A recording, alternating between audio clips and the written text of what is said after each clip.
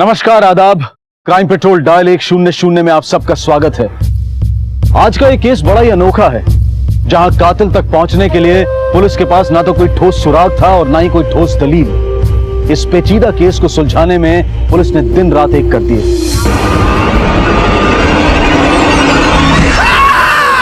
सांपों का जहर इस्तेमाल करके बहुत लोगों को मारा जाए।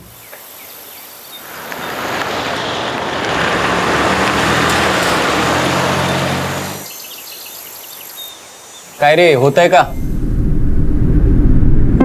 अन भाई, हाँ बस तू अंदर सांभाळू ना, बटन चालू करा। वाह, हो गया आनंद भाई, हाँ अपना काम हो गया। अंदर। अरे आनंद दादा, अरे आई बाबा की शादी की सालगिरह है, ऐसे काम के पैसे थोड़ी लूंगा। नहीं नहीं, ये दो।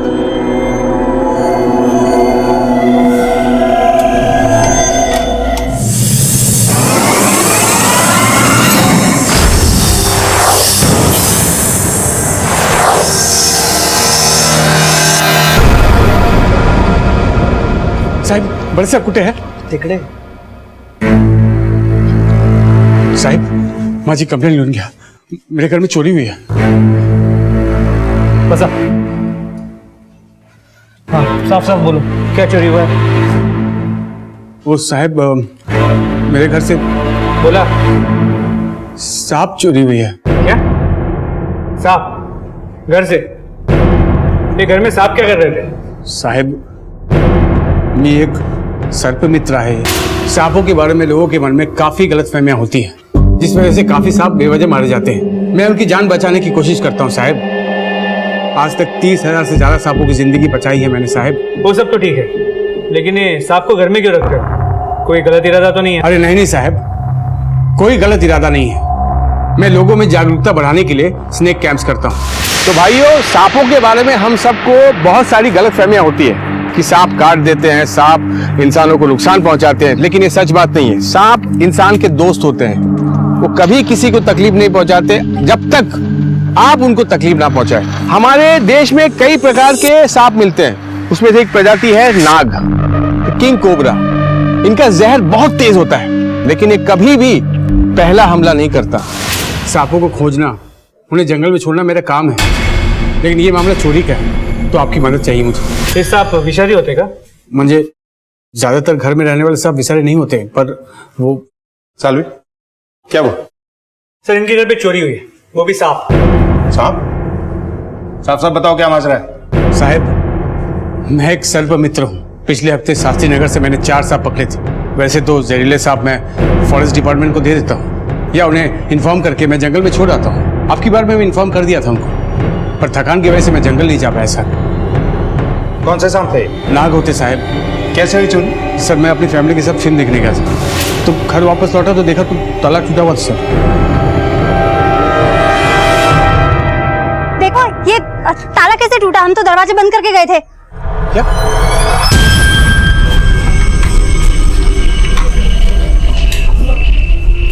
घर तो ठीक ठाक सा है। मेरे सांप,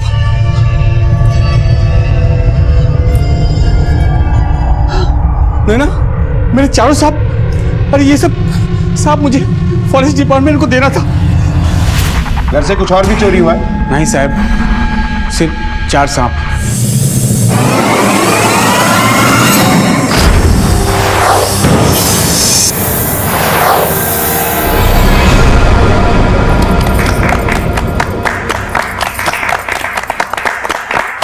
आई बाबा, आप दोनों की जोड़ी हमेशा सलामत रहे।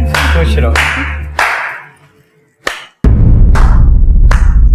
वाह वाह, नमस्कार पाटील साहब, अभिनंदन।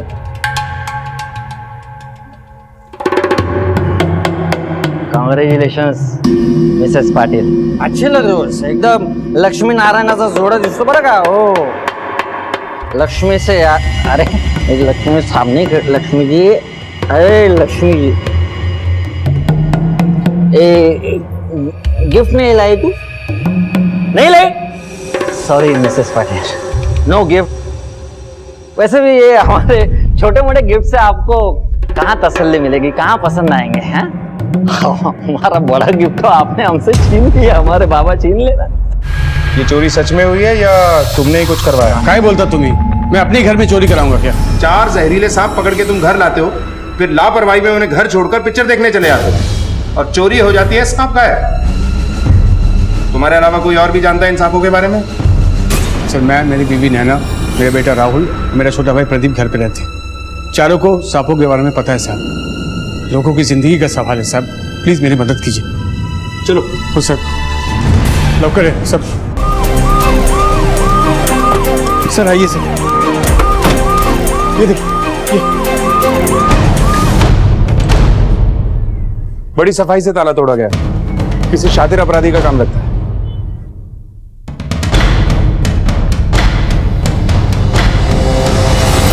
सर आइए।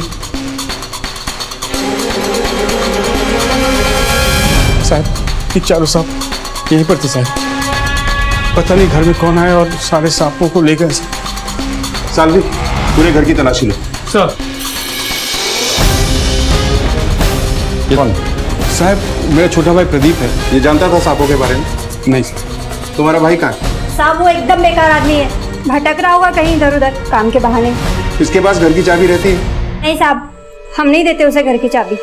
सर अंदर कुछ नहीं मिला। इस वक्त ये कहाँ है? साहब होगा पुराने खंडर में, यार दोस्तों के साथ जुआ खेल रहा होगा। सालवी, फोटो लो। सर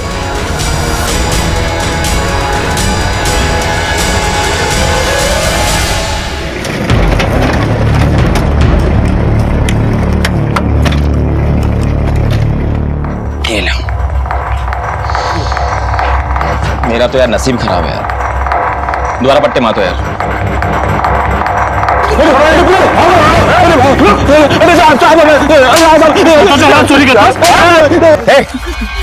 सांप बेच के आज जुए में पैसे उड़ा रहा है। सर कौन से सांप?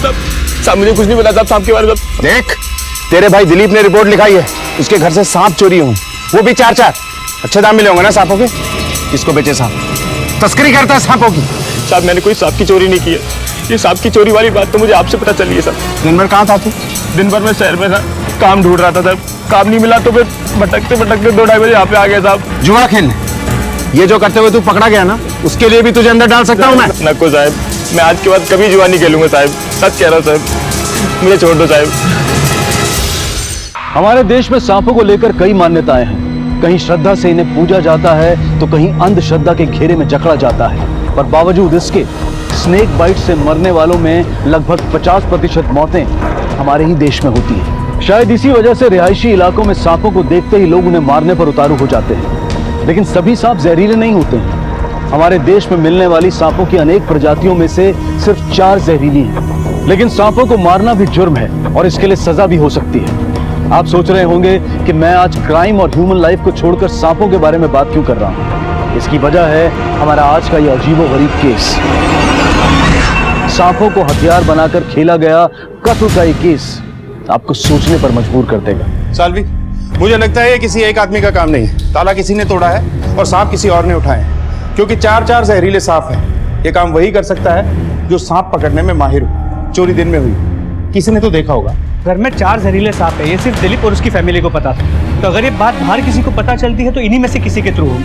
सालविन के दोस्त, पड़ोसी, रिश्तेदार और इस एरिया में जितने भी सपेरे हैं, सबसे पूछताछ करो। सर पड़ोसी तो है, लेकिन सांप के डर से इनके घर पे कोई आता नहीं है। सालवी, हम किसी भी पॉसिबिलिटी को इग्नोर नहीं कर सकते, क्योंकि ये कोई मामूली चोरी नहीं है। और हाँ, इस दिलीप पे भी नजर रखो, क्योंकि इस एरिया में वही एक सांपों का एक्सपर्ट है और हमारे शक के दायरे में भी। जी सर, अपने खबरी नेटवर्क को एक्टिवेट करता हूं।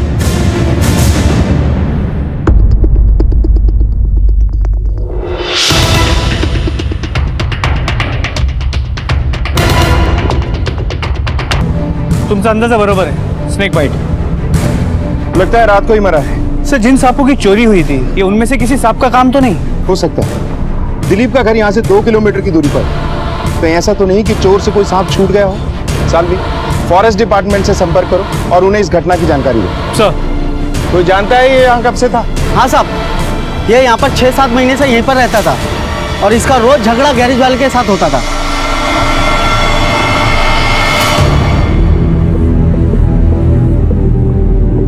सालवी, बॉडी को पोस्टमार्टम के लिए भेजो, वहीं से डिटेल्स पता चलेंगी।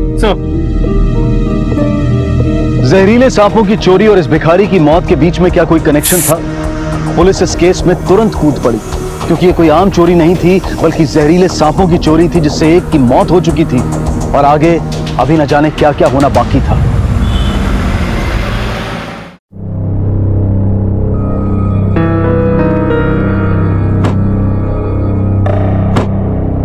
आई बाबा, यही वो जगह है। अब ये पूरा प्लॉट हमारा होने वाला है। आप लोग अंदर चलिए, मैं आता हूँ थोड़ी देर में। अरे तू चल ना आमच्या बरोबर, तू क्यों जा रहा है? आई, ये दत्ता का प्लॉट है, वो यहीं पर आने वाला था लेकिन कहीं दिख नहीं रहा।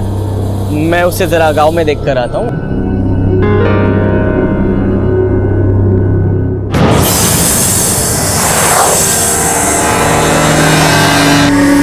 साल भी पहले सांपों की चोरी, फिर 24 घंटे में एक आदमी की मौत। ये महज एक इत्तेफाक नहीं हो सकता। खैर, इस मरने वाले भिखारी की कोई डिटेल्स मिली? नहीं सर, कोई आइडेंटिफिकेशन नहीं मिला। और फॉरेंसिक डॉक्टर से पता किया कि ये सांप कौन सी प्रजाति का है? सर बोल दिया है, शाम तक पता चल जाएगा। सालवी, जहरीले सांप खुले घूम रहे हैं, हम कोई रिस्क नहीं ले सकते। ये मौत एक इत्तेफाक भी हो सकती है, लेकिन मेरी गट फीलिंग ये कहती है कि ये तो सिर्फ एक ट्रेलर है, असल में खेल कोई और ही है। और हाँ, जिस दिन भिखारी की मौत हुई थी, दिलीप और प्रदीप की लोकेशंस का पता करो कि ये लोग कहाँ थे, और फॉरेस्ट डिपार्टमेंट को भी खबर कर दो। जहरीले सांप घूम रहे हैं, खतरा बढ़ सकता है। सर, रेनू, प्लॉट कैसा लगा? बहुत अच्छा है दीनू, और कितना बड़ा भी है। पर अब अगर कोई पर होगा तो तुम्हारे सपनों की उड़ान भरने के लिए, बाकी कोई पर नहीं।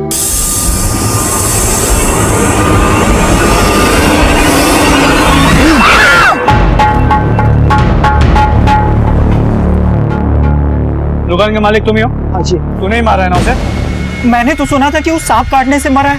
सुना तो हमने भी बहुत कुछ तेरे बारे में। काफी पैंतरे आजमाए थे ना तूने उसे यहाँ से भगाने के लिए। हाँ, तकलीफ थी मुझे उससे। मेरे धंधे के आगे दिन रात पड़ा रहता था और गंदगी फैलाता था।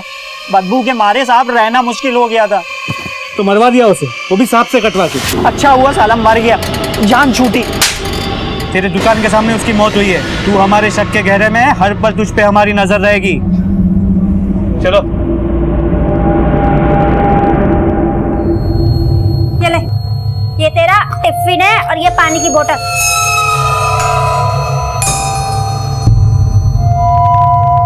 अरे, सांप के काटने से भिखारी की मृत्यु? हाँ, ये देख, तेरे बाबा का नाम। आ गए आप, कहाँ थे? ये देखो, ये क्या लिखा है? और इसमें आपका नाम। बाबा, अब क्या आपको पुलिस पकड़ लेगी? एक कपस तू, मैंने क्या किया जो पुलिस मुझे पकड़ के लेके जाएगी? हाँ, तो स्कूल जा स्कूल, स्कूल लेके जा। बरोबर। चल चल, और संभल के जाना। हाँ हाँ, वापसी में लेके आऊंगा उसे। ठीक है।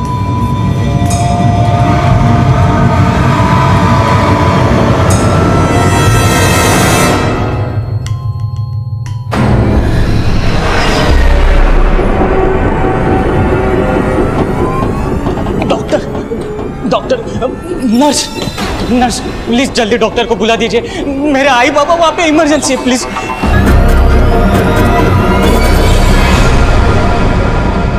देखिए, इन दोनों पेशेंट्स को बहुत क्रिटिकल हालत में यहाँ लाया गया था। दिनकर पाटिल तो डेड ऑन अराइवल थे, उनकी पत्नी रेणुका, उनमें थोड़ी जान बाकी। हम उन्हें बचाने की पूरी कोशिश कर रहे हैं। और इंस्पेक्टर साहब, ये स्नेक बाइट्स का अनयूजुअल केस है। एक और स्नेक बाइट केस? लेकिन ये अनयूजुअल है, ये एक्सीडेंटल स्नेक बाइट नहीं है, कुछ और ही है। देखिए, जनरली स्नेक बाइट हाथ या पैरों पे होता है। डॉक्टर साहब, कोई अंदाजा है कि कौन से सांप हो सकते हैं? देखिए, जहाँ तक मेरा अनुभव है, ये नाग हो सकता है। मेरे घर से सांप चोरी हुई है। कौन से सांप थे? नाग होते साहब। और बाकी डिटेल्स तो हमें पोस्टमार्टम में मिल ही जाएंगी। Thank you doctor. Patil family से यहाँ कोई है क्या? जी सर, कहीं हम लोग ही हैं। क्या हुआ था? सर, आई बाबा को प्लॉट पे अकेले छोड़कर मैंने बहुत बड़ी गलती कर दी। दोनों बहुत खुश थे और अचानक उन्हें सांपों ने काट लिया। ये आशा नहीं, मर्डर है। तुम्हारे बाबा की किसी से कोई दुश्मनी थी? नहीं सर, किसी से कोई दुश्मनी नहीं। जब ये घटना हुई उस वक्त तुम कहाँ थे? मैं आई बाबा को प्लॉट पे छोड़कर दत्ता झुंझले से मिलने गया था। दत्ता उस प्लॉट का मालिक है। वो प्लॉट पे ही आने वाला था लेकिन आया नहीं, इसलिए मैं उसे ढूंढने गांव चला गया था।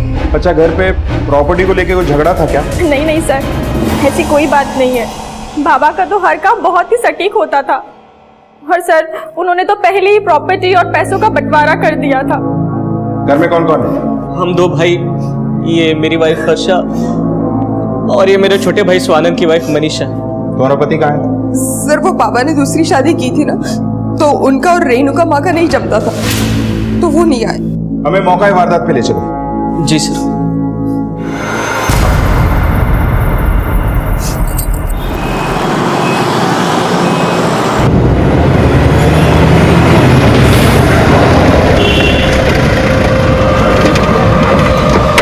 वो वहां पर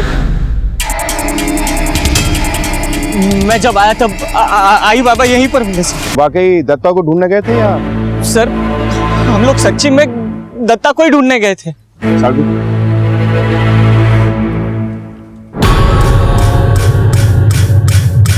नजर रखो इन दोनों।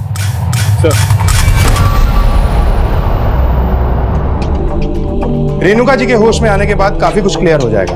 जो भी हो, है तो ये मर्डर का केस ही, जिसमें किसी चाकू या गन का इस्तेमाल नहीं हुआ, बल्कि एक सांप को हथियार बनाया गया, जो करना हर किसी के बस की बात नहीं है। ऐसा या तो दिलीप जैसा सर्प मित्र कर सकता है या फिर कोई सपेरा। लेकिन सर, एक सर्प मित्र ऐसा क्यों करेगा? पैसे के लिए कोई कुछ भी कर सकता है सालवी। दिलीप और उसके परिवार के लोकेशन डिटेल्स आए क्या? सर, मंगवाए, शाम तक आ जाएंगे। पापा, वो स्कूल में टीचर बता रही थी कि उन सांपों ने और किसी को भी काट दिया। वो ऐसा क्यों कर रहे हैं? क्यों सबके दुश्मन बन गए हैं? बेटा, दुश्मन सांप नहीं, इंसान ही इंसान का होता है। तो फिक्र मत करो, मैं उन सांपों को ढूंढ निकालूंगा। पर पापा, ऐसे सांपों को आप घर में ही क्यों लाए? सर, जमीन का मालिक दत्ता 2 दिन से लापता है और ये भी पता चला है कि गांव का एक बिल्डर भरत देशमा ने भी जमीन को खरीदना चाहता था। इसीलिए उसने दत्ता को धमकी भी दी थी कि जमीन किसी बाहर वाले को ना बेचे। सालवी, इस भरत देशमाने को थाने बुलाओ।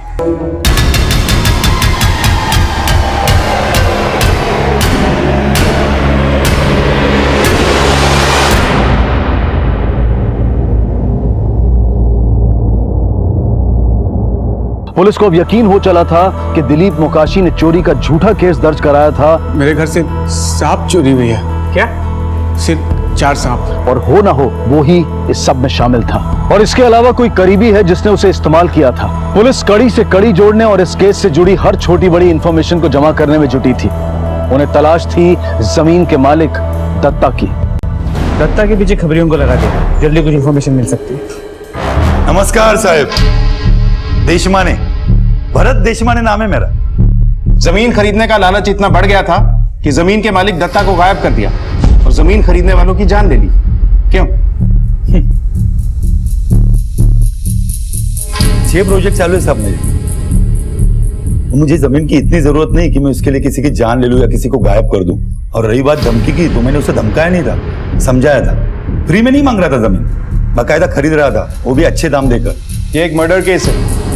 जब तक हमारी इन्वेस्टिगेशन पूरी नहीं हो जाती, शहर छोड़कर कहीं मत जाना।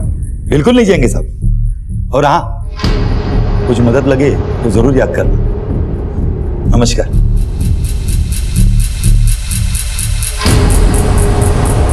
कॉल रिकॉर्ड क्लीन होने का मतलब ये नहीं कि आदमी क्लीन है।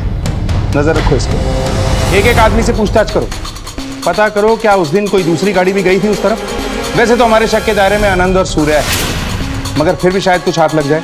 पूरी फैमिली का रिकॉर्ड चेक करो। सर, पुलिस ने पाटिल परिवार के सभी सदस्यों पर कड़ी नजर रखी और एक एक पहलू की बारीकी से जांच की। सर, एक अहम सुराग हाथ लगा है। क्या? पूरे पाटिल फैमिली के कॉल रिकॉर्ड को चेक किया। स्वानंद, उसकी पत्नी मनीषा और आनंद की पत्नी हर्षा, इन तीनों के कॉल रिकॉर्ड्स क्लियर है। लेकिन आनंद के कॉल रिकॉर्ड्स में सर्प मित्र दिलीप मोकाशी का नंबर मिला है। सालवी, इस आनंद पे मुझे पहले से शक था। उठा के लाओ इसे। सर। सर्प मित्र दिलीप को कैसे जानते हो? सर, एक्चुअली हुआ यूं था कि एक बार हमारे कार में सांप घुस गया था, तो हमने दिलीप को ही बुलाया था। बाबा ने उसे खुश होकर इनाम भी देना चाहा, लेकिन उसने लेने से इनकार कर दिया। बोल रहा था कि अगर हेल्प ही करनी है तो उसे एक नया लैब ओपन करना था, उसके लिए हेल्प करें। तो लैब के लिए पैसे का लालच देकर दिलीप से ही अपने बाप को मरवा दिया तुमने? सर ये आप क्या बोल रहे हैं सर? मैंने ऐसे कुछ नहीं किया सर। क्या किया है, कैसे किया है, सब सामने आ जाएगा।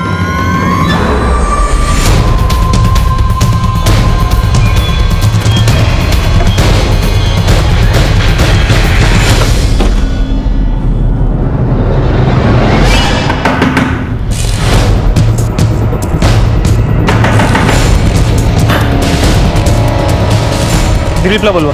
साहब वो तो 2 दिन से घर नहीं लौटे। तुम्हें पता नहीं क्यों का? साहब गए होंगे हमेशा की तरह इधर उधर कहीं साहब को ढूंढते हुए। अगर वो घर लौटे या तुम्हें कांटेक्ट करे, फौरन थाने आके हमसे मिलने को बोलो। चलो। जी सर, हम अपनी तरफ से पूरी कोशिश कर रहे हैं। बहुत जल्द आपके सामने रिजल्ट होंगे सर। ठीक, जय हिंद सर। सर, दिलीप 2 दिन से घर नहीं आया। चल, मुझे लगता है ये कांड दिलीप और आनंद का ही किया हुआ है।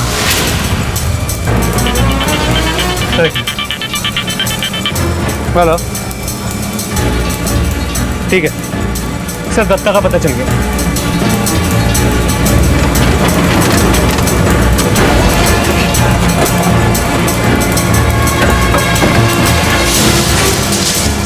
हट जाइए यहाँ से, हटिए हटिए। दिनकर पाटिल के मर्डर स्पॉट से थोड़ी ही दूर पर जमीन के मालिक दत्ता की लाश का मिलना एक बहुत बड़े षड्यंत्र की तरफ इशारा करता है। सर, दिलीप की कोई इन्फॉर्मेशन नहीं मिली। हमारी टीम उसे अब भी तलाश रही है। सांपों को बिल से निकालते निकालते क्या खुद भी किसी बिल में छुपकर बैठ गया? खैर, कब तक छुपेगा? रेणुका जी का क्या हाल है? सर, खतरा टल गया लेकिन अब तक होश नहीं है। और भारत देशमान, उसकी कोई खबर? सर, उसके घर और ऑफिस में पूछताछ की, पता चला वो दिल्ली गया हुआ है। जैसे ही आता है उठाकर उसको लेकर आओ। यह प्रॉपर्टी का मामला है। हम इस पॉसिबिलिटी को भी रूल आउट नहीं कर सकते कि इसमें किसी परिवार वाले का ही हाथ हो। पाटिल परिवार के हर मेंबर से अलग अलग पूछताछ करो, हर पहलू की जांच करो। सर एक हेलो, ठीक है सर, अस्पताल से फोन था। रेणुका जी को होश आ गया, उन्हें घर शिफ्ट कर दिया गया है।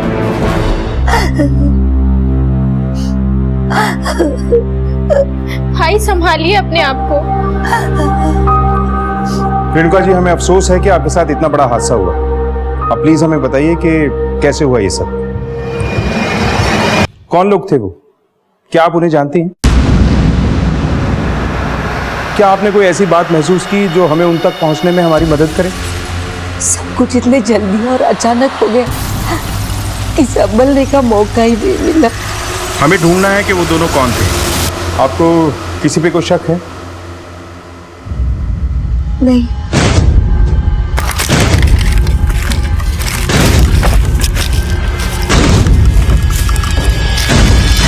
सर, दत्ता की पोस्टमार्टम रिपोर्ट, इसके मुताबिक उसके मरने का दिन और वक्त वही था जब दिनकर पाटिल की मौत हुई थी। यही उम्मीद थी, वही सांप, वही टाइमिंग। सर, पूरे पाटिल फैमिली की इंक्वायरी की है। ऊपर से तो सब कुछ ठीक है, लेकिन कुछ अंदरूनी बातें सामने आई। जैसे उस प्लॉट पे रेणुका जी का सपना था कि एक बड़ा सा इंटरनेशनल स्कूल बने, और वो सपना पूरा करने के लिए दिनकर जी अपनी पूरी पूंजी लगाने की सोच रहे थे। 2 बेटे हैं, दौलत हाथ से न निकल जाए इसलिए बाप को मरवा दिया। इन दोनों भाइयों के बारे में क्या पता चला? सर, बड़ा बेटा आनंद बड़ा ही शातिर और समझदार, उसने अपने लिए एक अलग सा घर बना भी लिया। उसकी बीवी हर्षा बड़ी सीधी सादी। छोटा बेटा स्वानंद नशे का आदी, हमेशा नशे में धुत रहता है, अपने लिए कभी कुछ कर नहीं पाया। उसकी बीवी मनीषा, स्वानंद उसे हमेशा मारता पीटता है, इसलिए वो हमेशा चुपचाप रहती है, किसी से ज्यादा बातचीत नहीं करती। उठाओ सबको। सर, बाबा ने सारी प्लानिंग मुझसे बताकर ही की थी। मुझे कोई प्रॉब्लम नहीं थी क्योंकि उन्होंने घर के लोगों को ही स्कूल के ट्रस्टी बनाने का फैसला किया था। सर, बाबा का फैसला एकदम सही था। वो आई का सपना पूरा करना चाहते थे, उनके लिए स्कूल खोलना चाहते थे। वो सबके लिए एक जैसा सोचते थे सर। हमारे घर में हर कोई अपने बारे में सोचता था सर। बाबा मुझे हमेशा मारते थे, लेकिन वो भी क्या करते, मैं था ही नालायक बेटा। सर, मेरे पति बिल्कुल खराब नहीं है, पर शराब की आदत ने उन्हें इतना बिगाड़ दिया है कि हर रोज मारपीट की आदत हो चुकी है उनकी। बाबा की तो आदत ही थी सर, एक बार जो बात ठान लेते थे उसे वो पूरा करके ही मानते थे। भाई के सपने को उन्होंने अपनी जिंदगी का मकसद ही बना लिया था। मकसद तो नेक था, लेकिन सर किसी ने नहीं सोचा था कि ये सब हो जाएगा। अगर ये मर्डर है तो घर वालों में से कोई मर्डरर नहीं हो सकता। करना तो बहुत कुछ चाहता था सर मैं, लेकिन मेरे घर में मुझे समझने वाला कोई नहीं था। मेरे सपने चूर चूर करके बाबा उस बुढ़िया के सपने पूरे करने लगे। सर सारे सपने टूट गए, सब कुछ खत्म हो गया। सर ये सब नसीब का खेल होता है। ठीक है, अब जा सकते हैं। पुलिस ने बारीकी से प्लॉट का मुआयना किया तो पता चला कि वहां पहुंचने का दूसरा रास्ता भी है। इसी शक को आधार बनाकर पुलिस ने सभी ऑटो और टैक्सी ड्राइवर से पूछताछ की और उनके हाथ एक ऐसी अहम कड़ी लग ही गई जिसने इस केस को एक नया मोड़ दे दिया। साहब, ये धामाजी रोकड़े, ऑटो रिक्शा वाला, इसने उसी दिन 2 लोगों को छोड़ा था उस प्लॉट पे। हाँ साहब, उस दिन मैंने रिक्शा से 2 लोगों को दत्ता के प्लॉट पे छोड़ा था, फिर वापस उनको बस स्टैंड में छोड़ दिया मैंने। उन दोनों में ये भी था क्या? नहीं साहब, ये नहीं थे। दोनों की शक्ल याद है? स्केच बनवा सकते हो? हाँ साहब।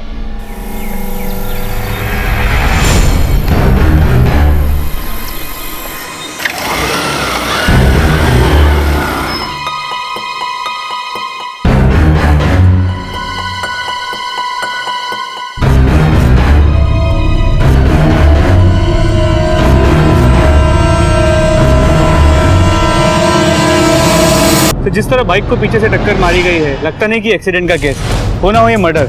सर इसे किसी बड़ी गाड़ी ने पीछे से उड़ाया है। आसपास के लोगों से पूछताछ करो, शायद किसी ने कुछ देखा हो, कोई गाड़ी वाड़ी। एक ही परिवार के लोगों का बारी बारी से मारा जाना तो कोई इत्तेफाक नहीं हो सकता। लेकिन समझ में नहीं आता स्वानंद को कोई क्यों मारे। उसका होना ना होना किसी को कोई फर्क तो नहीं पड़ता। जिस तरह से ये मर्डर्स प्लान किए गए, लगता है बहुत ही शातिर खिलाड़ी का काम है। पता करो कि घर वाला कोई किसी सुपारी किलर के कांटेक्ट में तो नहीं। और हाँ, बॉडी को पोस्टमार्टम के लिए भेजो। सर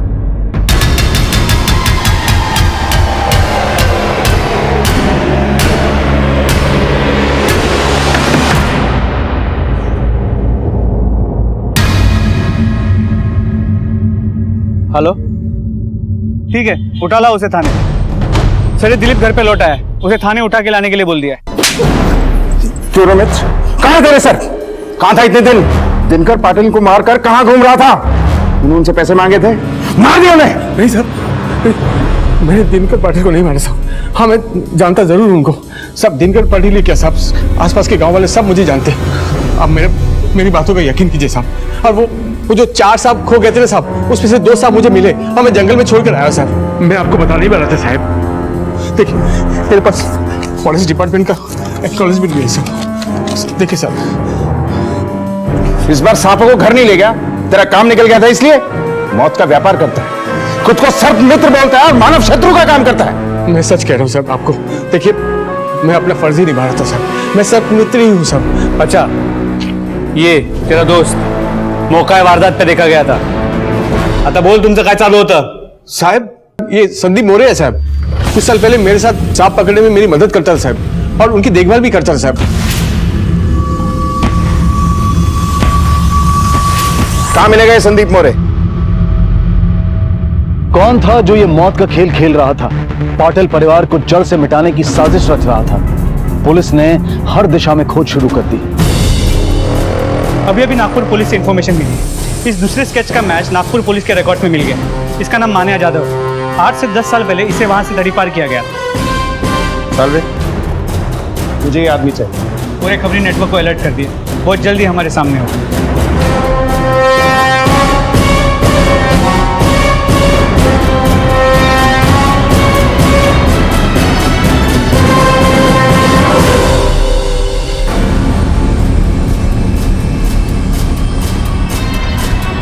साहब, आपने जिसका स्केच दिया था वो बस्ती में आ गया है।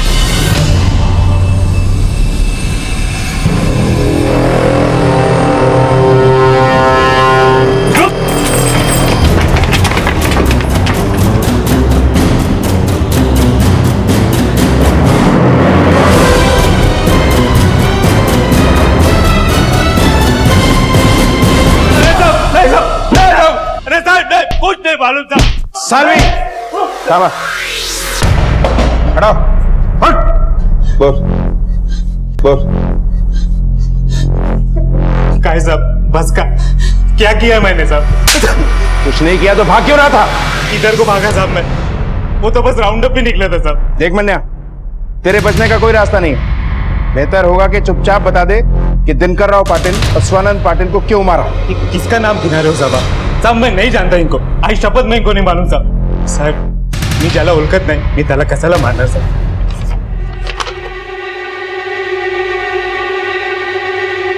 ये तू ही है ना? गंगापुर से शिवड़गांव तेरा भूत गया था, जिस ऑटो में तू गया था ना, उसी ने ये स्केच बनवाया। गंगापुर शिवलगांव आज तक मैं नहीं गया सर। सब जरूर आप लोग को कुछ गलत फहमी हुई सर। ये मोटी चमड़ी का है, ऐसा नहीं मानेगा। सालवी, कानून के डंडे के आगे हर चमड़ी पिघल जाती है।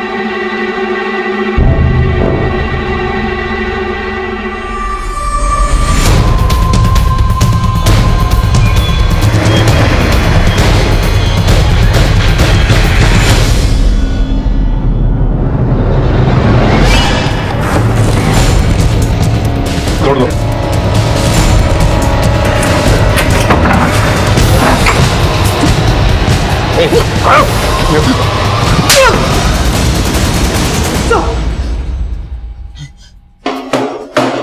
चल, अब सच बता, वरना तेरी खाल खींच लूंगा। बोल। हाँ साहब, मैंने किया सर। कैसे किया वो बोल। ये संदीप मोरे सर्पमित्र दिलीप के पास काम करता था साहब। इसे सांपों के बारे में थोड़ा कुछ पता था, तो मैंने ये सोचा कि वो लोगों को मैं सांप से ढसवा के मारूंगा तो पुलिस को मुझ पर कभी शक नहीं होगा।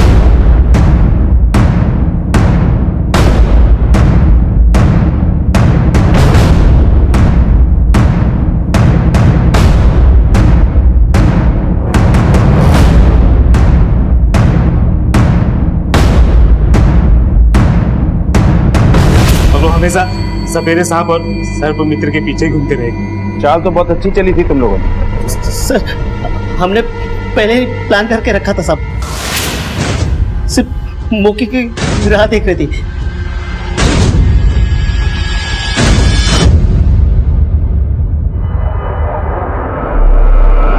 उस रास्ते के भिखारी से क्या दुश्मनी थी? उसे क्यों मारा? जिस वक्त हमने सांप छू रहा था तब एक सांप छूट गया, शायद उसी ने उसको काटा होगा।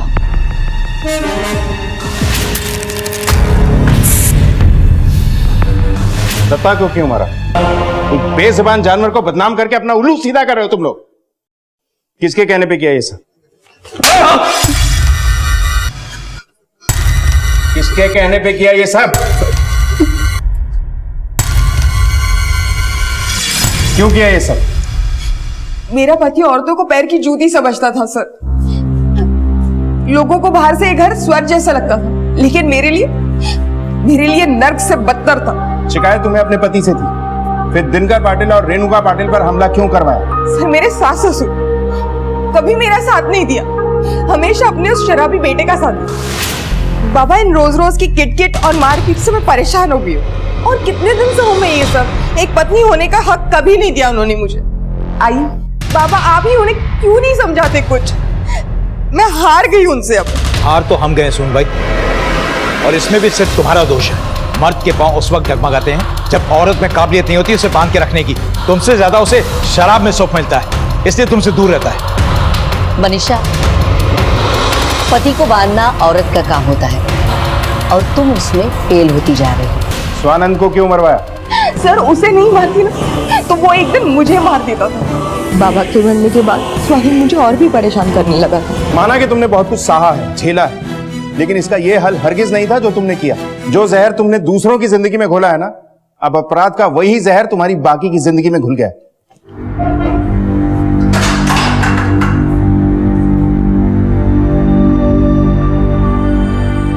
देखा जाए तो इंसान इन सांपों से ज्यादा खतरनाक होता है, जो वक्त पड़ने पर अपने दर्द को जहर में तब्दील करता है। ऐसे में दर्द देने वाला और उस दर्द से छुटकारा पाने के लिए जुर्म का रास्ता इख्तियार करने वाला दोनों ही दोषी होते हैं। यह दर्द ही हमारे जीवन में जहर भरता है और इसीलिए हमें इस जहर का पुख्ता इलाज ढूंढना चाहिए। दिलीप मोकाशी ने पुलिस की पूरी मदद की और वो आज भी सांपों की रक्षा के लिए कार्यरत है और लोगों के मन से सांपों का भय निकालने के लिए कैंप्स का आयोजन करता है। मनीषा की नाकाम शादीशुदा जिंदगी के मामले में दिनकर और रेणुका ने मनीषा को ही दोषी ठहराया, जिसका नतीजा मनीषा की नफरत के रूप में सामने आया और उसने बदले की आग में अपना ही घर जला दिया। दूसरों को मौत बांटने वाली मनीषा जेल की सलाखों के पीछे है। जिस जहर से उसने खुशियां खोजने की कोशिश की, वही जहर उसकी जिंदगी में घुल गया। इस जहर भरी जिंदगी से अगर कोई छुटकारा हो सकता था तो वो था इस विकृत सोच से छुटकारा। देखते हैं हमारे आज के एपिसोड की दूसरी खबर।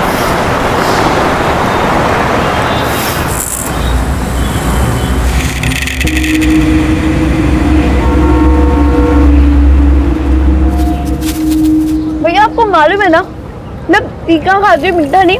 हाँ भैया, मीठा मैं खाती हूँ, उसको सिर्फ तीखा दो आप। सॉरी मैडम, गलती हो गया।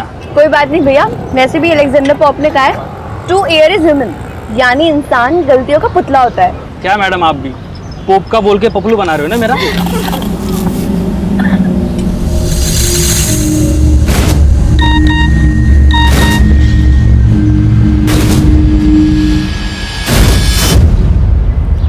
ये देख,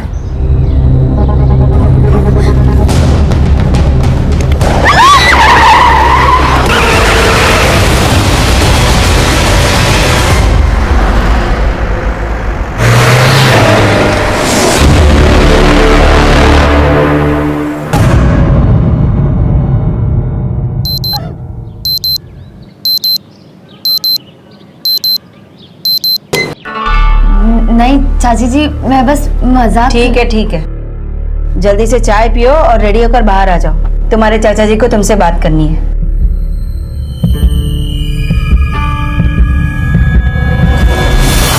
तुम दोनों सगी बहनें नहीं हो, लेकिन तुम्हें देखकर कोई नहीं कह सकता कि तुम सगी नहीं हो। पापा, रिश्ता कोई भी हो, बट रिश्ता विदाउट दोस्ती इज नथिंग। अब जैसे मेरे लिए आप पापा ही नहीं दोस्त भी हो, वैसे मेरे लिए बनना भी है। वंदना, कल तुम्हारी अपनी मम्मी और मामा से बात हुई थी ना? हाँ चाची जी, मम्मी से बात हुई थी। क्या कहा उन्होंने? ऐसे नॉर्मल बात हुई। अब मम्मी, वरना यही रहेगी, वो बीटे के बाद हम एमटेक भी साथ नहीं करेंगे। तुम चुप रहोगी? मानती अभी फिलहाल तुम लोग कॉलेज जाओ, हम शाम को बात करेंगे ना, शाम को बात करेंगे। जाओ। वरना सच बता, कल ताई जी से तेरी क्या बात हुई थी? अदिति मुझे आज ही घर बुला रही है। मैंने कहा कि आज कॉलेज में प्रोजेक्ट सबमिशन है, इसलिए मैं कॉलेज ड्रॉप नहीं कर सकती। अदिति वो चाहती है मैं शिफ्ट हो जाऊँ और उनकी और मामा जी के साथ रहो। नो वेज, तू यही रही। अगर ताई जी का तेरे बिना मन नहीं लगता ना, तो उनको भी यहाँ बुला ले।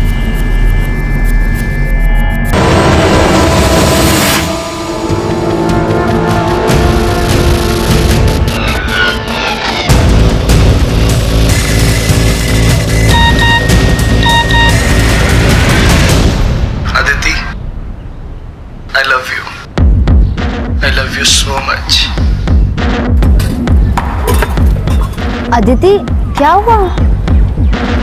ये देख,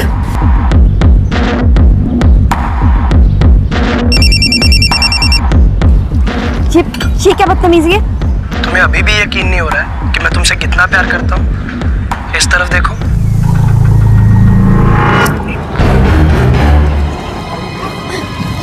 अदिति नहीं, इसके मुंह लग के कोई फायदा नहीं है। हम ना घर जाते हैं और चाचा जी को सब कुछ बताते हैं।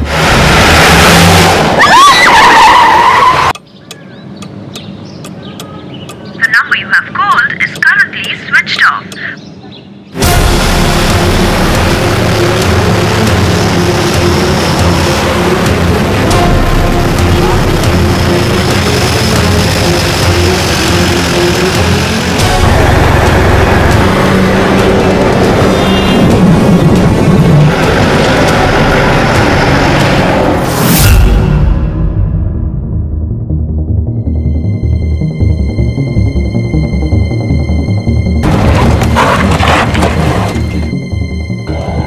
सर, मैंने ही फोन किया था आपको, यहीं किडनैपिंग हुई है। हाँ सर, हम लोगों ने रोकने की भी कोशिश की, लेकिन उन चारों में से एक के पास गन थी। ये देखिए सर वीडियो।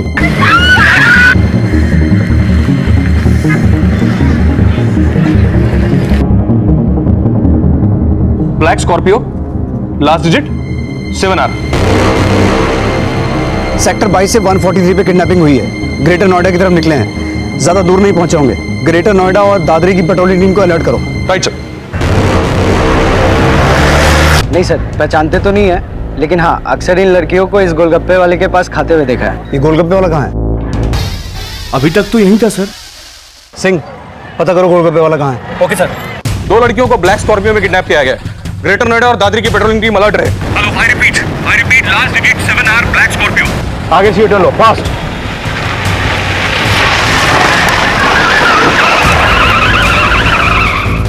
जल्दी आगे ले लो।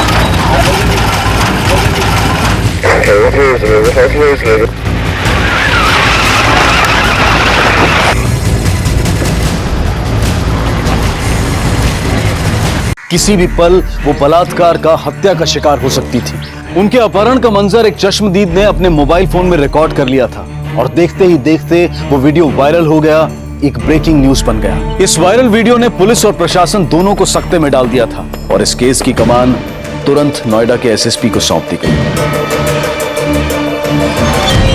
और दोनों लड़कियों को सही सलामत बचाने की अफरा तफरी के बीच अपहरणकर्ताओं को भी इस वायरल वीडियो की खबर मिल गई। जैन सर, सेक्टर 22 के किडनैपिंग केस का क्या स्टेटस है? सर, ग्रेटर नोएडा और दादरी की सभी पेट्रोलिंग टीम्स अलर्ट पे हैं, लेकिन अभी तक कोई अपडेट नहीं आया। वीडियो वायरल हो चुका है। ग्रेटर नोएडा और दादरी नहीं, हापुड़ तक अलर्ट भेजो और दिल्ली के बॉर्डर्स के आसपास जितने भी चेक पोस्ट हैं, सबके सब सील कर दो। ये काम किसी गैंग का लगता है। ये किडनैपर्स व्हीकल चेंज करके डायरेक्शन चेंज करने की भी कोशिश करेंगे। मुझे तो लगता है ये ब्लैक स्कॉर्पियो जो है, ये भी चोरी की हो सकती है। लेकिन सर, नोएडा, गाजियाबाद, मेरठ और दादरी के सभी पुलिस स्टेशंस में ब्लैक स्कॉर्पियो चोरी होने की कोई कंप्लेंट नहीं है। मैं दिल्ली की पुलिस से कांटेक्ट करता हूँ। तब तक तुम पूरी कोशिश करो ये पता लगाने की कि ये लड़कियां कौन है। शायद उनके पेरेंट्स से बात करके किडनैपर्स की कोई लीड मिल सके। जी सर। मालती, मालती, अरे कहाँ थे आप? हाँ, मैं कब से आपको फोन लगा रही हूँ, फोन क्यों नहीं उठा रहे थे? फोन? अरे यार, दुकान पे भूला है। एक काम कर, तू जल्दी खाना लगा, मुझे तुरंत वापस जा। अरे पहले अदिति का पता करो। 2:45 बज गए, लड़कियां घर नहीं आई है। अदिति का भी फोन नहीं लग रहा है, नहीं वंदना का। रजनी में तुम्हें बाद में फोन करती हूँ। क्या?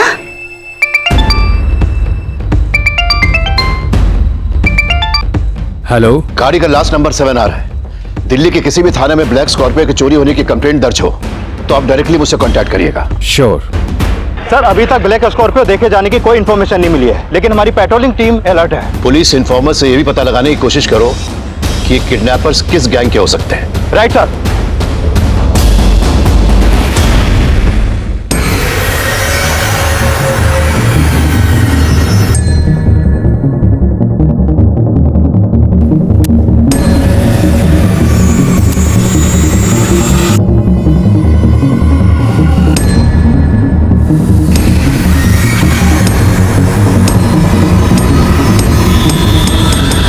बाइक का नंबर नोट करना, UP-XX-102P। मुझे लगता है कि वीडियो में जो लड़का उस स्कॉर्पियो के पीछे गया, वो जरूर उन किडनैपर के गैंग से ताल्लुक रखता है। ये काम जरूर उस कमीने हरिओम का होगा। छोड़ूंगा नहीं उसे।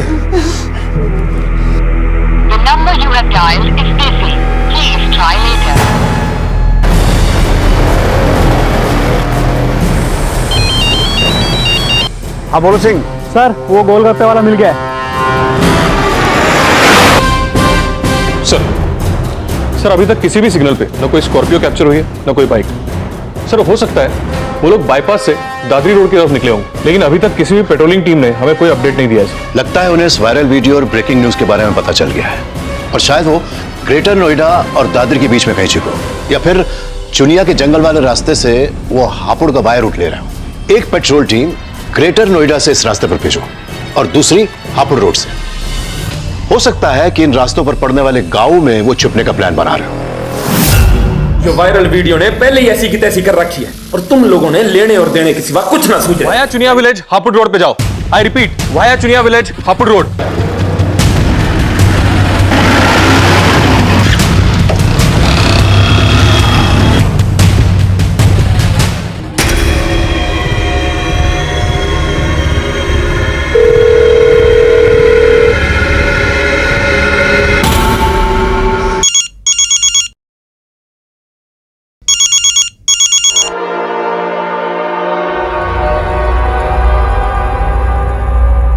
राम राम सुबोध जी। अरे भाई, इस गिरे हुए को कैसे याद कर लिया आज? ये तूने अच्छा नहीं किया हरिओम। अरे बुरा तो आप चाहते हो हमारा, और उल्टा हमें कोस रहे हो। अब कोसूंगा नहीं, थाने जाऊंगा और तेरी सारी नेतागिरी नहीं निकाली ना तो मेरा नाम भी सुबोध नहीं। सब माना कि वो दोनों लड़कियां अक्सर मेरे यहाँ गोलगप्पे खाने आती है, लेकिन हम ना उनका नाम जानते हैं नहीं पता। ये जो लड़का है, इसे पहचानते हो? हाँ साहब, उन लड़कियों के साथ 1-2 बार देखा है मैंने इसे।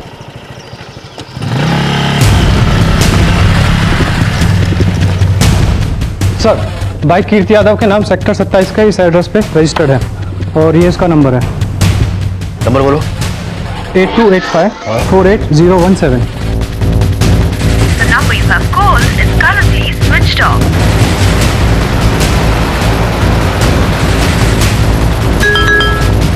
कीर्ति Yadav, flat number 16, sector 27, Noida. Sir आपका मैसेज मिला। ये कीर्ति यादव का एड्रेस है, वही बाइक वाला लड़का जो स्कॉर्पियो के पीछे गया था। तुम इसके घर जाओ। Okay sir. Sector 27, quick.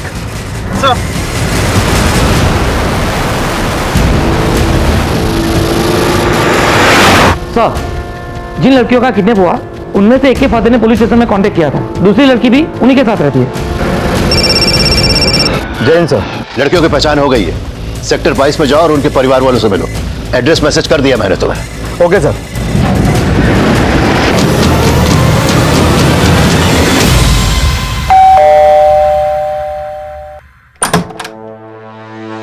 कीर्ति यादव यही रहता है? जी सर, वो मेरा रूममेट है। अभी कहाँ है वो? मालूम नहीं सर।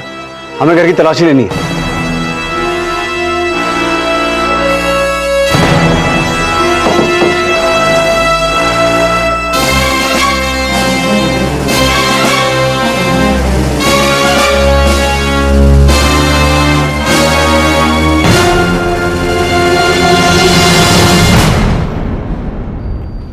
सर वो इस लड़की के लिए पागल था, प्यार करता है इससे, लेकिन ये लड़की उसे पसंद नहीं करती। फिर भी कीर्ति उसके पीछे ही पड़ा रहता है।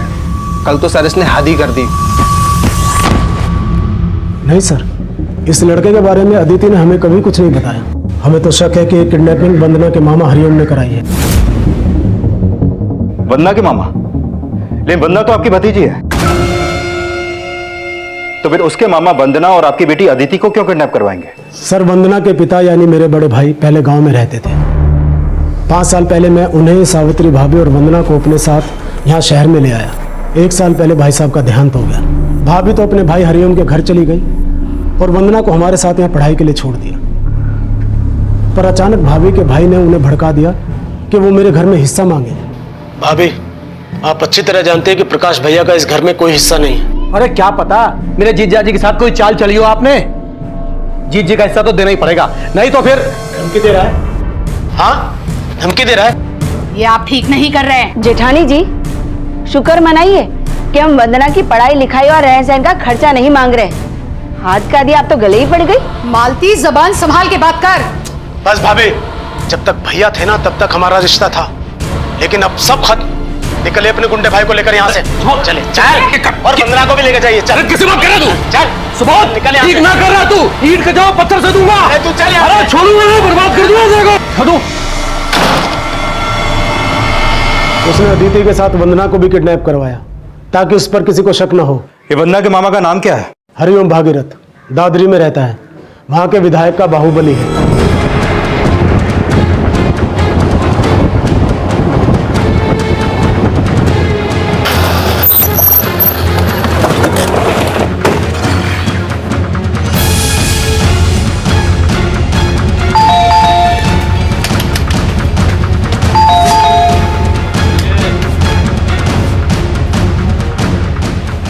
दरोगा जी, उस सुबोध का तो दिमाग खराब हो गया है। अब आप ही सोचिए, उसकी बेटी के साथ भला मैं अपनी भांजी को क्यों किडनैप करवाऊंगा? हो सकता है इसमें भी कोई चाल हो आपकी। कोई चाल ना है दरोगा जी।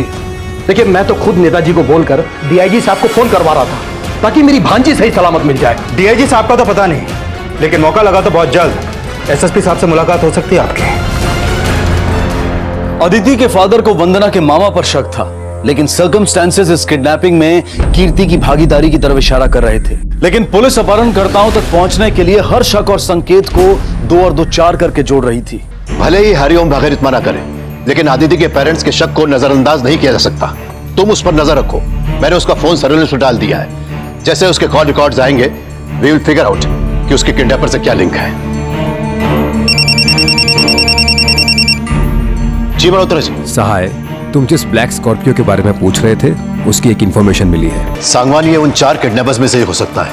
सभी पेट्रोलिंग टीम को भेजो और पता लगाओ कि क्या उसका कोई क्रिमिनल रिकॉर्ड है क्या। Right sir. सर, कीर्ति यादव का फोन आधे घंटे पहले दादरी के बिस्ला गांव में बंद हुआ था। पुलिस कीर्ति की फोन लोकेशन के जरिए किडनैपर्स तक पहुंचने का प्रयास कर रही थी, लेकिन तभी कुछ ऐसे सुराग सामने आए जिन्होंने पुलिस को दिशा तो दी, लेकिन अपराध की फेहरिस्त बढ़ गई। रुक रुक रुक, क्या हुआ?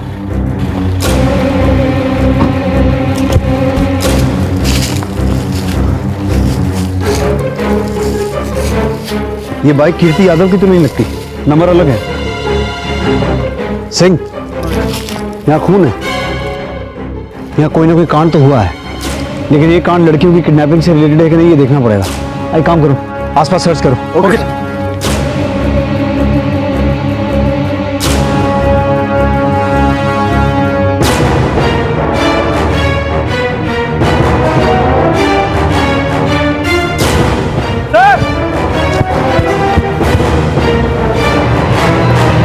पुलिस से कंप्लेन करके तूने अच्छा नहीं किया सुबोध। क्यों? डर लग रहा है? तू समझ नहीं रहा है? अरे अदिति के साथ हमारी वंदना भी किडनैप हुई है। तू मुझे बेवकूफ समझता है क्या? अरे थू है तेरे जैसे आदमी पर। मुझसे बदला लेने के लिए अपनी भांजी को उठवा लिया।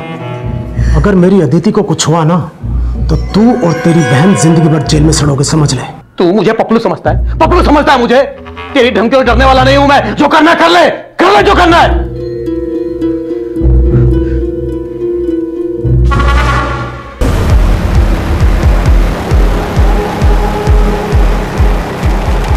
पुलिस को जिस गांव में एएसआई चौहान की लाश मिली उसके आसपास उन्होंने सर्च ऑपरेशन शुरू कर दिया।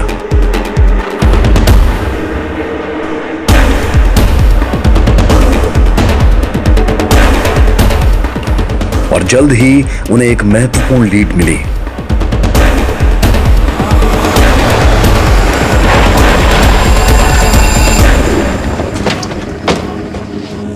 ये तो कीर्ति की बाइक है। अलर्ट।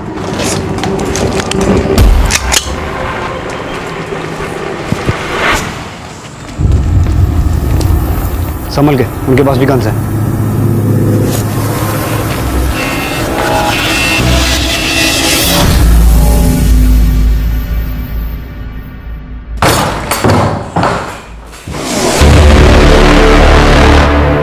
सब इंस्पेक्टर विनय की लाश मिलने के बाद पुलिस जिस डेड एंड पर पहुंची, वहां अचानक उन्हें अपराध के नए सिरे नजर आने लगे। जिसे इस किडनैपिंग का मास्टरमाइंड समझा जा रहा था, वो खुद हत्या का शिकार बन चुका था। उसकी हत्या क्यों हुई, इन सवालों में अदिति और वंदना तक पहुंचने के रास्ते ढूंढे जा रहे थे। पांडे, मैंने कीर्ति के कॉल रिकॉर्ड चेक किए, लेकिन ऐसा कोई नंबर नहीं मिला जो उसे किडनैपर से कनेक्ट करे। लेकिन इतना साफ है कि वो उनका पीछा करते हुए वहां पहुंचा होगा। सर, कहीं ऐसा तो नहीं कि कीर्ति अदिति के प्यार में पागल था, इसलिए किडनैपर्स के पीछे गया उसे बचाने के लिए? पांडे, कहानी कुछ भी हो सकती है। तुम बस इतना पता करो कि वो जगह किसकी है जहां कीर्ति की लाश मिली थी। जी सर।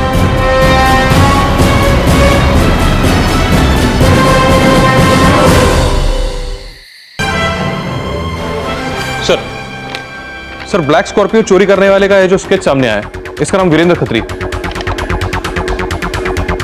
ये वीरेंद्र खत्री एक लूट केस में जेल भी जा चुका है। करिया गांव का रहने वाला है। मैंने इंस्पेक्टर बिष्ट को इसके गांव का पता एसएमएस कर दिया सर।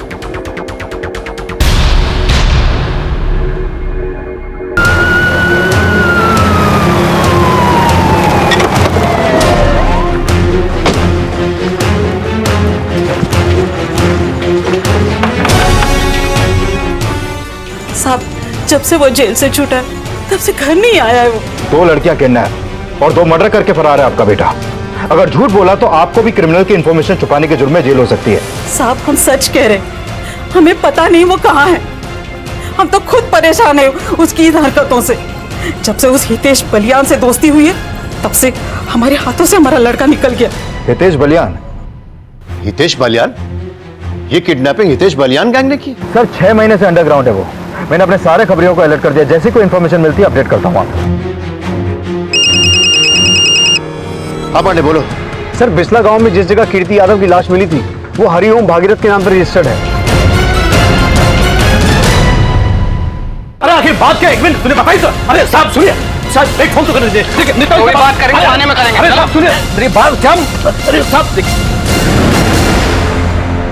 साहब, जब से हितेश बलियान ब्लैकलिस्टेड हुआ तभी से मैंने उसे बायकॉट कर दिया है और सब मुझे फंसाया जा रहा है। इसमें हितेश बलियान के साथ साथ उस सुबोध का भी हाथ है। खुद को बचाने के लिए कुछ भी बके जा रहे हो? साहब, ये सुबोध बड़ा घुमना आदमी है। मेरी बहन को जायदाद में हिस्सा नहीं देना पड़े इसलिए मुझे फंसा रहा है। जरूर सुबोध के बेटे ने उस हितेश बलियान को हायर किया होगा। और साहब, अदिति को इसलिए उठवाया ताकि वो लोग ना फंसे। सुबोध का बेटा? हाँ साहब, केशव नाम है उसका। हफ्ते भर पहले उसने मुझे धमकी भी दी थी फोन पे। ज्यादा हिस्सा करके मेरे पापा को परेशान मत कर। तू किसी का भी बाहुबली होगा, लेकिन मैं अपनी पे आ गया ना, तेरी बल्लियां उखाड़ दूंगा, समझा? साहब, ये केशव और उसकी भाग की चाल है। पहले आपको मेरे खिलाफ भड़काया और फिर मेरे जगह पर लाश फेंकवा कर मुझे फंसा रहा है। साहब देखिए, मेरा कोई कसूर नहीं साहब, मैं बेकसूर हूं, मेरा यकीन कीजिए साहब। वो सरासर झूठ बोल रहा है सर। हमारा बेटा केशव तो यहाँ रहता ही नहीं, वो तो चंडीगढ़ हॉस्टल में रहता है। और वो अदिति ही नहीं, वंदना को भी अपनी सगी बहन समझता है। सर, सुबोध के बेटे केशव का फोन बंद आ रहा है। सांगवान, अगर हरिओम की भी इस केस में इन्वॉल्वमेंट होती तो वो लाश अपने बिस्ला वाले घर में क्यों रखवाता? सर, हितेश बलियान और हरिओम भागीरथ में पहले 36 का आंकड़ा हुआ करता था। सर, हो सकता है सुबोध के बेटे ने हितेश बलियान को उसके खिलाफ यूज करने का प्लान बनाया।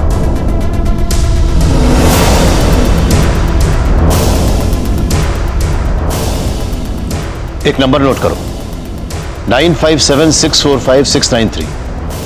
यह नंबर केशव शर्मा के नाम पर रजिस्टर्ड है। अगले 15 मिनट में मुझे इस नंबर के कॉल रिकॉर्ड्स चाहिए। सर, ये लोग पहले हितेश बलियान गैंग से जुड़े थे। सर, ये 1, 2 और 3 ये लोग तो अंदर है, बाकी बचे 2। इनमें से ये विनय है सर। इसका गांव परसोनी में पड़ता है, जो बिस्ला से ज्यादा दूर नहीं है। सर, हो सकता है हितेश बलियान गैंग अदिति और वंदना को परसोनी गांव ले गए हो। ठीक है सर, मैं तुरंत परसौनी गांव पहुंचता हूं। परसौनी गांव, जल्दी।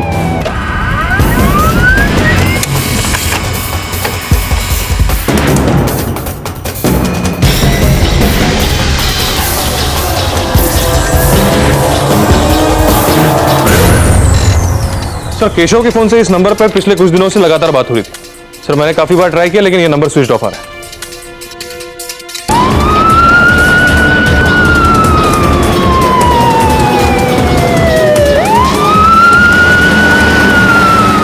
सर, ये नंबर सोनम गुप्ता के नाम पर रजिस्टर्ड है। नोएडा सेक्टर 7 का एड्रेस दिया है।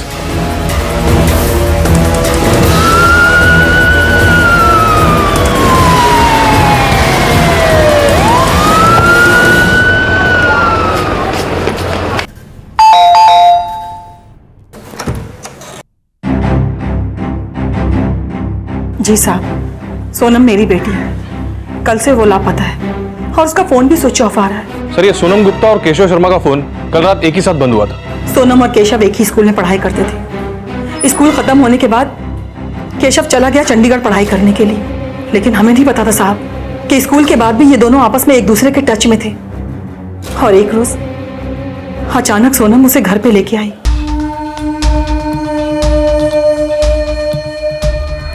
मम्मी, ये केशव है। साहब, सोनम केशव से शादी करना चाहती थी, लेकिन वो हमारी जाति का नहीं था, इसलिए मैंने और मेरे बेटे ने शादी से इनकार कर दिया।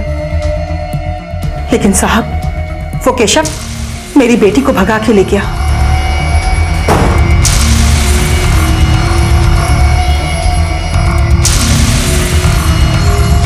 अभी कहाँ है आपका बेटा?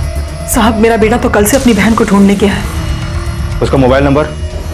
जी साहब।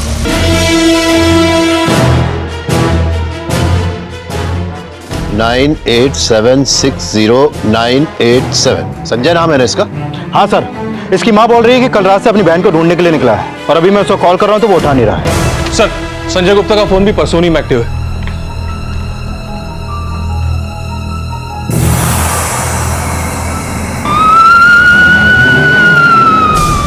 सर, हम 5 मिनट में परसौनी गांव पहुंच जाएंगे।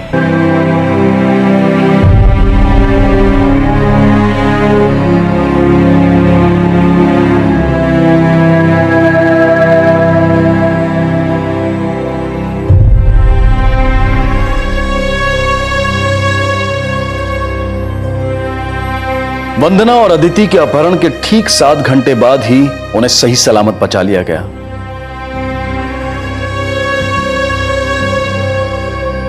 यूपी पुलिस के जज्बे और सफलता के लिए क्राइम पेट्रोल उन्हें सैल्यूट करता है।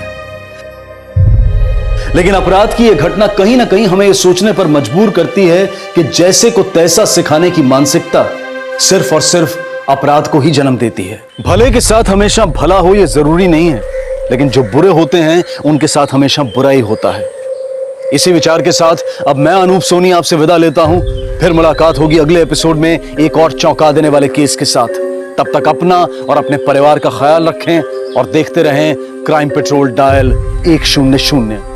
सबक एक को सीख हम सबको। जय। इस तरह के और भी एपिसोड देखने के लिए हमारे चैनल को सब्सक्राइब करें और बेल आइकन दबाना ना भूलें।